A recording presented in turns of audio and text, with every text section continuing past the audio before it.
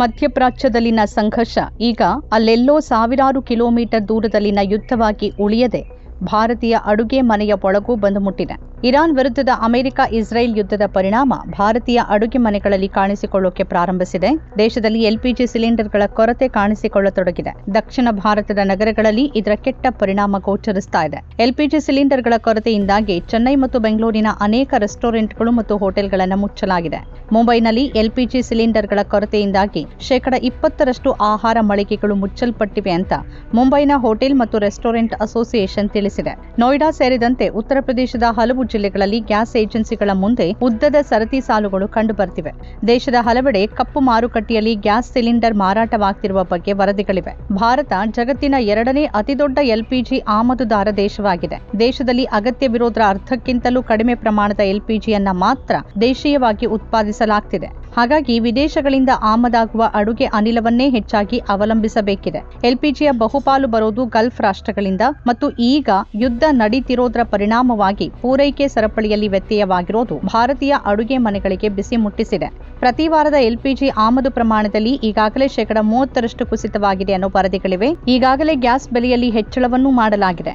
ಗೃಹ ಬಳಕೆಗಾಗಿ 12.2 KG cylinder ಬೆಲೆಯನ್ನ ₹60 ಹೆಚ್ಚಿಸಲಾಗಿದೆ. ಇದರಿಂದಾಗಿ ಈ ಹಿಂದೆ ₹869ಗೆ ಮಾರಾಟವಾಗ್ತಿದ್ದ ಸಿಲಿಂಡರ್ ಅನ್ನ ಈಗ ₹929ಗೆ ಮಾರಾಟ ಮಾಡಲಾಗ್ತಿದೆ. ವಾಣಿಜ್ಯ ಬಳಕೆಗಾಗಿ 19 ಕೆಜಿ ಸಿಲಿಂಡರ್ನ ಬೆಲೆಯನ್ನ ₹115 ಹೆಚ್ಚಿಸಲಾಗಿದೆ. ಇದರಿಂದಾಗಿ ವಾಣಿಜ್ಯ ಸಿಲಿಂಡರ್ನ ಬೆಲೆ ಚೆನ್ನೈನಲ್ಲಿ ₹2044, ದೆಹಲಿಯಲ್ಲಿ ₹1883 ಮತ್ತು ಮುಂಬೈನಲ್ಲಿ ₹1835ಗೆ ಏರಿಕೆಯಾಗಿರೋದು ವರದಿಯಾಗಿದೆ. ಸಿಲಿಂಡರ್ ಕೊರತೆ ಎದುರಾಗುವ ಭೀತಿಯಿಂದ ಸಾರ್ವಜನಿಕರು ಅಗತ್ಯಕ್ಕಿಂತ ಹೆಚ್ಚಿನ ಸಿಲಿಂಡರ್ಗಳನ್ನು ಖರೀದಿ ಮಾಡ್ತಿದ್ದಾರೆ ಅಂತಾನೂ ಹೇಳಲಾಗ್ತಿದೆ. ಹೆಚ್ಚೆಚ್ಚು ಸಿಲಿಂಡರ್ ಬುಕ್ ಮಾಡೋದ್ರಿಂದ ಪೂರೈಕೆ ಕಷ್ಟವಾಗಬಹುದು. ಅಲ್ಲದೆ ಈ ಮೊದಲು ಸಿಲಿಂಡರ್ ಖರೀದಿಸಿದ ನಂತರ ಮತ್ತೊಂದು ಸಿಲಿಂಡರ್ ಅನ್ನು ಬುಕ್ ಮಾಡುವ ಮೊದಲು 21 ದಿನಗಳು ಕಾಯಬೇಕಾಗಿತ್ತು. ಈಗ ಈ ಅವಧಿಯನ್ನ 25 ದಿನಗಳಿಗೆ ಹೆಚ್ಚಿಸಲಾಗಿದೆ. ಅಲ್ಲದೆ ಸರ್ಕಾರ ಸಂಸ್ಕರಣಾಗಾರಗಳು ಎಲ್ಪಿಜಿ ಉತ್ಪಾದನೆ ಹೆಚ್ಚಿಸುವಂತೆ ಆದೇಶಿಸಿದೆ.